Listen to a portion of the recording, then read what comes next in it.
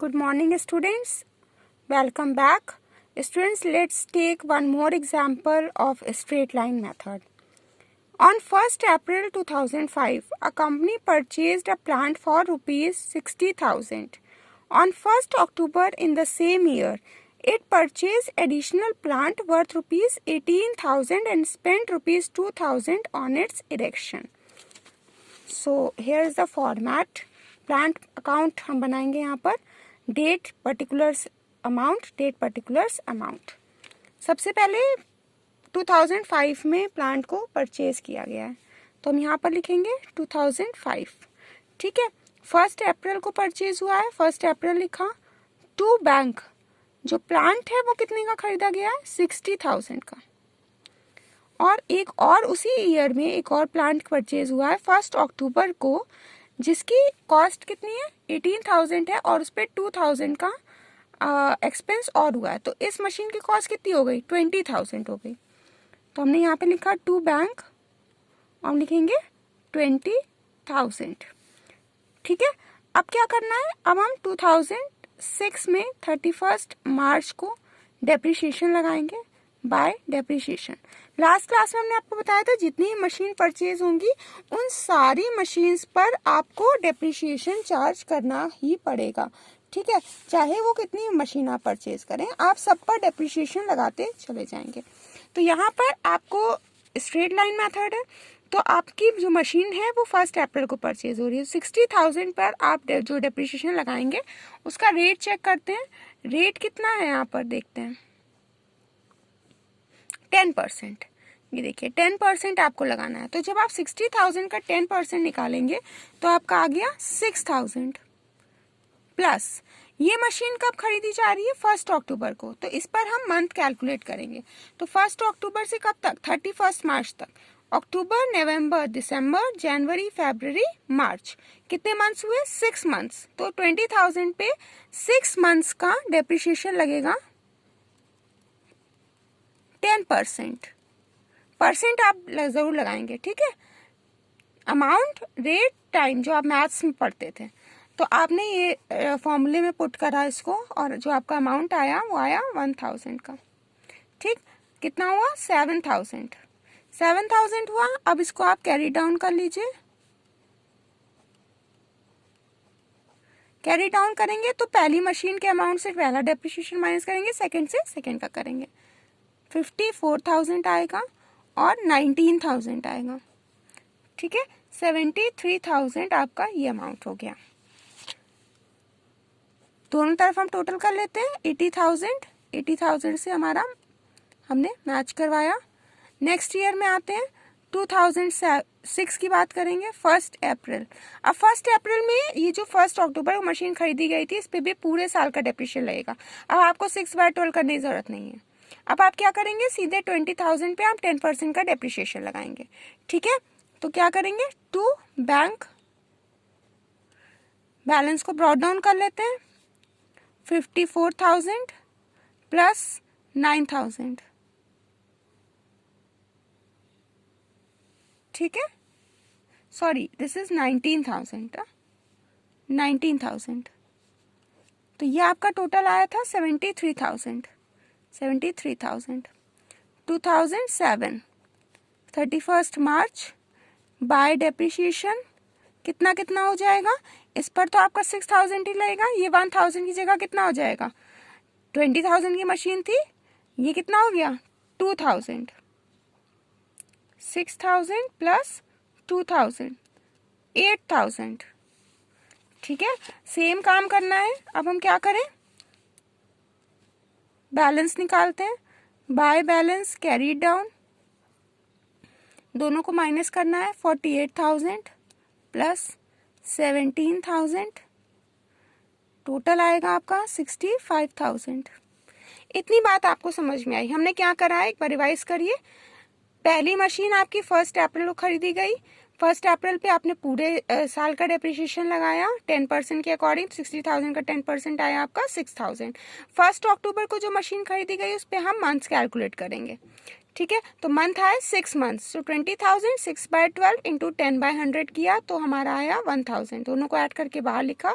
First machine के amount से first depreciation, second machine के अमाउंट से सेकेंड डेप्रिसिएशन माइनस करा, बैलेंस कैरी डाउन निकाला। नेक्स्ट ईयर हमने इसी बैलेंस को ब्रॉट डाउन कर लिया है, ये टू बैलेंस ब्रॉट डाउन होगा, ठीक है, टू बैंक नहीं होगा, टू बैलेंस ब्रॉट डाउन कर लिया।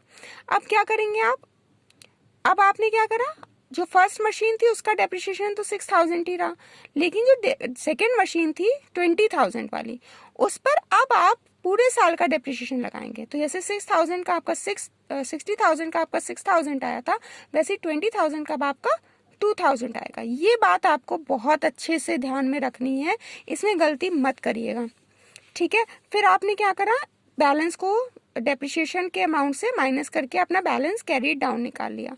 आपका दोनों साइड मैच होगा, 73,000 ओके।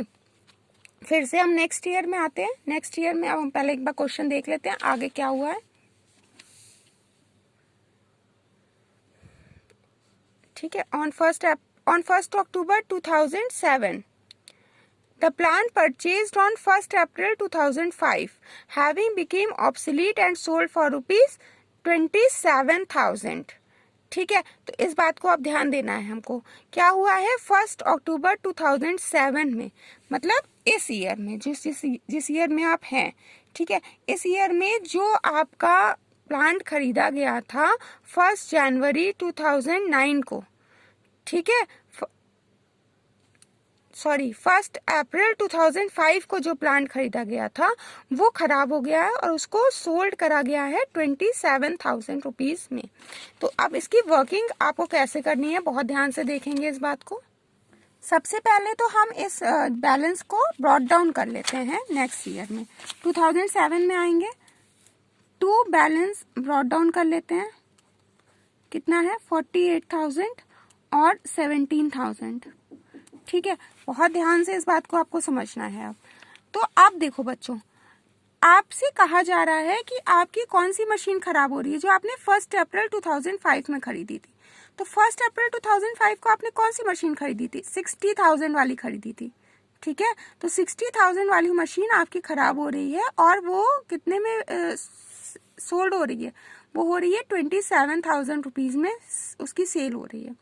तो अब हमें क्या करना होगा, हमको ये देखना होगा कि हमको उस मशीन को बेचने पे प्रॉफिट हो रहा है या लॉस हो रहा है, ठीक है। प्रॉफिट हो रहा है या लॉस हो रहा है ये हम चेक कैसे करेंगे। अब तो आपको ये 60,000 नहीं लिखना है, क्योंकि 2007 में उस मशीन की कॉस्ट कितनी हुई है, 48,000 हुई है। तो पहली बात तो आपको ये याद रखना है कि जो कैलकुलेशन होगी वो 60 पे ना होगी, 48,000 होगी, करंट वैल्यू उसकी कितनी है, 48,000 है।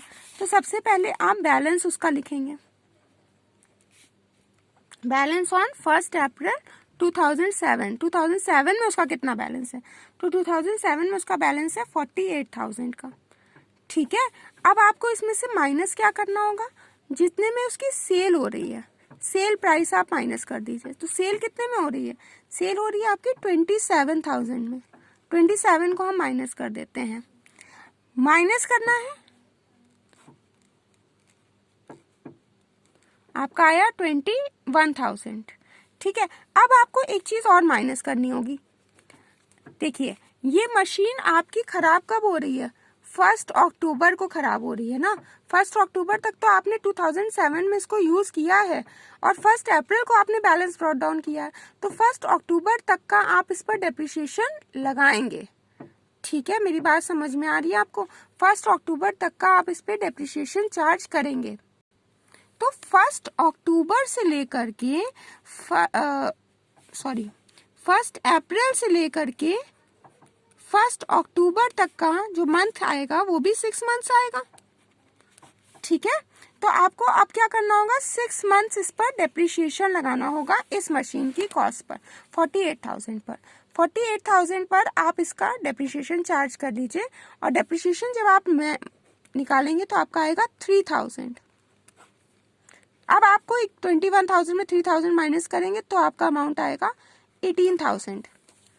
ठीक है, तो आपकी जो मशीन कितने की थी, आपकी जो मशीन 48,000 की थी, वो मशीन आप कितने में बिक रही है, मतलब अब उससे क्या आपको हो रहा है, 18,000 21,000 में बिक रही है और आपको 18,000 का उस पर लॉस हो रहा है।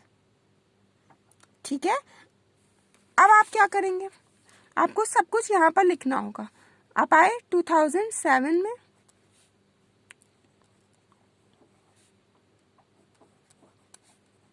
बाय बैंक, जब भी हम किसी मशीन को सेल करेंगे तो हम उसको बाय बैंक करके लिखते हैं।